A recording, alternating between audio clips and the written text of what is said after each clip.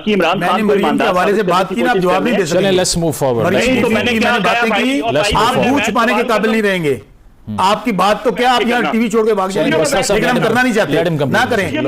خواتین مائیں بہنیں بیٹیاں سب کی سانجھی ہوتی ہیں. میں نے اگر مریم بی بی کا چٹھا بٹھا کھول دیا نا تو آپ کے آج کے بعد آپ شکل نہیں دکھائیں گے ٹی وی. بسرا صاحب لیٹ ہم کمپلیٹ نا. آپ آگے بڑھیں کوثر صاحب، آپ آگے بڑھیں. بہنوں بیٹیوں کو متعلق گندی زبان استعمال کریں، یہ نواز شریف کے چیلوں کا یہ مائنڈ سیٹ ہے. بسرا صاحب لیٹ ہم کمپلیٹ نا. کوثر صاحب آپ آگے بڑھیں، سوال کو ایڈریس کریں. کا شوربہ کونسلر بن نہیں سکتا. نواز شریف تو بات ہے. کوثر صاحب سوال کو ایڈریس کر لیں پلیز. کوثر صاحب سوال کو ایڈریس کریں. سوال احتجاج پہ آ جائیں. السلام علیکم ناظرین اکرام. آج کی گفتگو میں ماحول اس وقت انتہائی کشیدہ ہو گیا جب شوکت بسرا اور کوثر کاظمی آمنے سامنے آئے. سخت جملے، تیز الزامات اور جذبات سے بھری تقریر کے درمیان بحث اتنی بڑھ گئی کہ صورتحال بدتر ہو گئی اور بات تلخ کلامی سے آگے نکل کر ہاتھا پائی تک جا پہنچی. دوران بحث شوکت بسرا نے نون لیگ کی سیاست اور ان کے موقف پر شدید تنقید کی، جس پر اسٹوڈیو کا ماحول مزید گرم ہو گیا.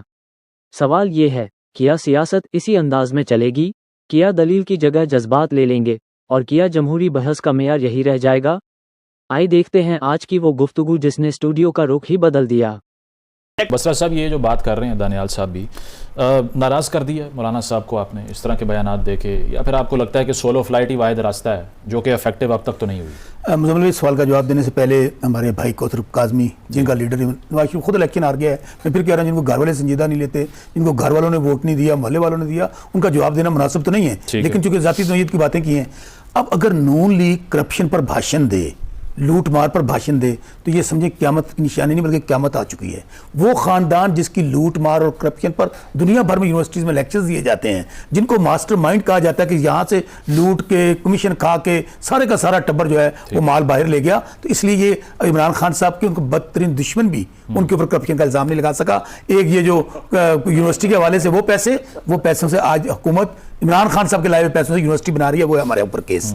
باقی رہی بات انہوں نے خواتین ماؤں بہنوں بیٹیوں کے حوالے، ابھی وہ پختونخوا میں جو سروے ہوا ہے 52% پختونخوا کے عوام یہ سمجھتے ہیں کہ بجٹ جو ہے وہ کرپشن کی نظر. بھائی جان یہ سروے پہلے بھی ہوئے تھے 2024 سے پہلے بھی سروے ہوئے تھے. یہ تیسری حکومت ہے تحریک انصاف کی. لوگوں کی ضمانتیں ضبط ہو گئی ہیں.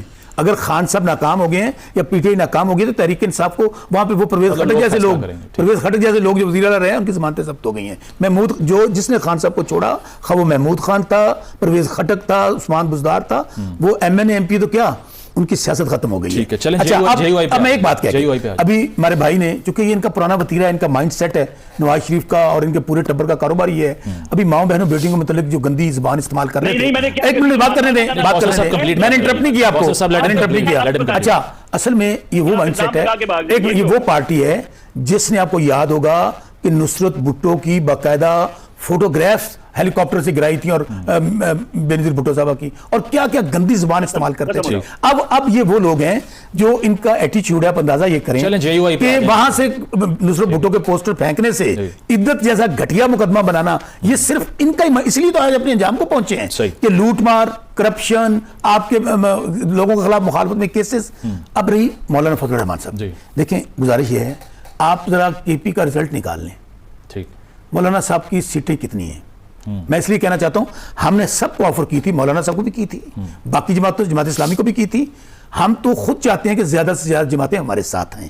آج پرابلم ہی پاکستان کا سب سے بڑا یہ ہو گیا ہے کہ خان صاحب اکیلے ایک طرف ہیں، سب پارٹیاں ایک طرف ہیں، اور وہ بوٹوں کے تسموں سے لٹکی ہوئی ہیں، بوٹوں کو چاٹ رہی ہیں، سب اکٹھی ہیں.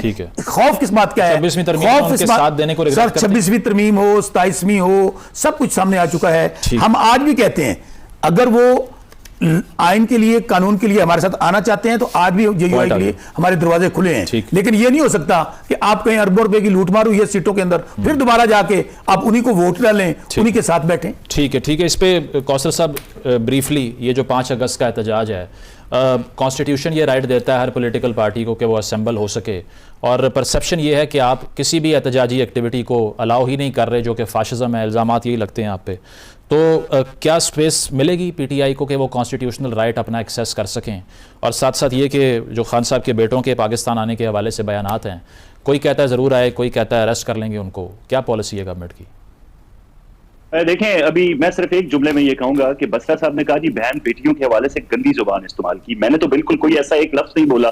میں نے بیوی کا ذکر کیا، میں نے ٹی وی کا کیا، میں نے مرشد کا جو پوری پارٹی ان کو کہتی ہے. اگر اس میں کوئی ایک گندا لفظ ہے تو مجھے بتا دیں. باقی عمران خان کے حوالے سے بات کی نا، آپ جواب نہیں دے سکتے. Let's move forward. نہیں تو میں نے کیا باتیں کی، آپ منہ چھپانے کے قابل نہیں رہیں گے.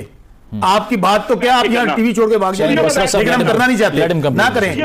خواتین مائیں بہنیں بیٹیاں سب کی سانجھی ہوتی ہیں.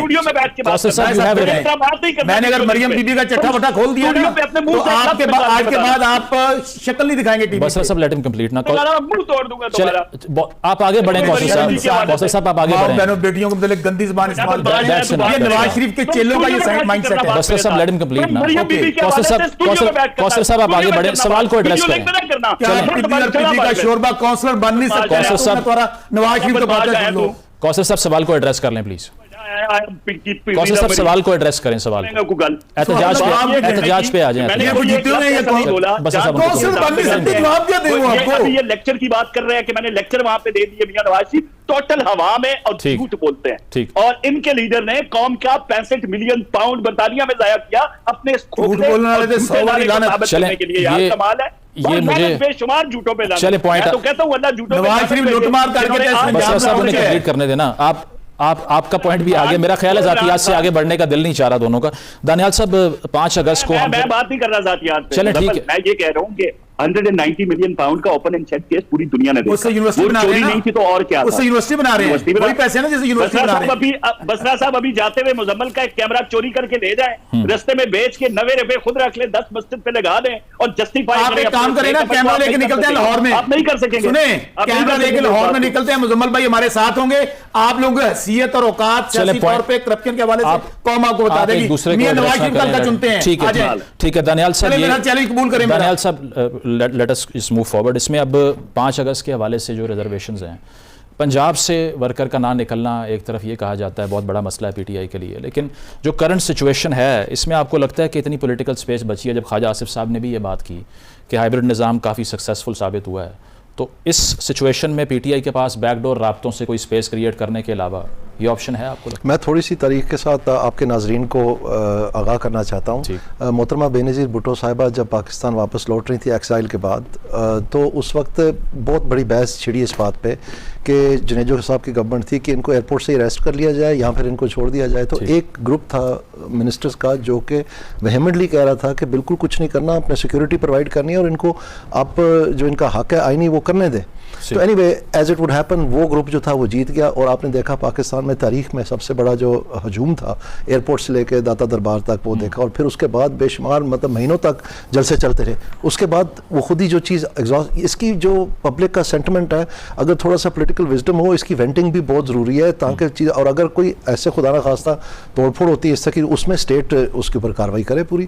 تو میں سمجھتا ہوں کہ یہ ایک پاکستان میں مثال کا کردار ادا کرتی ہے دوسروں کے لیے کہ یہ بھی ایک طریقہ ہے. اب اگر آپ کی تنگ نظری یا آپ کی سوچ یہ نہیں ہے کہ آپ اتنا برداشت کر سکیں، سیاست کا نام ہی برداشت ہے، خاص طور پہ جب آپ گورنمنٹ میں ہوتے ہیں بہت کچھ برداشت کرنا پڑتا ہے. جب بھی کوئی بڑا لیڈر یا کوئی پرومیننٹ لیڈر جیل میں جاتا ہے، بھٹو صاحب کی مثال ہے، ماضی میں اور پولیٹیکل لیڈرز ہیں، میاں صاحب کے دور میں ہوا، تو باہر سے جو پریشر ایگزرٹ ہوتا ہے وہ بہت کارگر ثابت ہوتا ہے ان کا جیل سے نکلنے کے حوالے سے. ایسا ہی ہے جی. ناظرین، آپ نے دیکھا کہ کس طرح بحث جاتیات تک پہنچی اور ماحول کس قدر کشیدہ ہو گیا. سیاست میں اختلاف رائے جمہوریت کا حسن ہے، مگر جب گفتگو ہاتھا پائی تک پہنچ جائے تو یہ نظام کے لیے اچھا پیغام نہیں.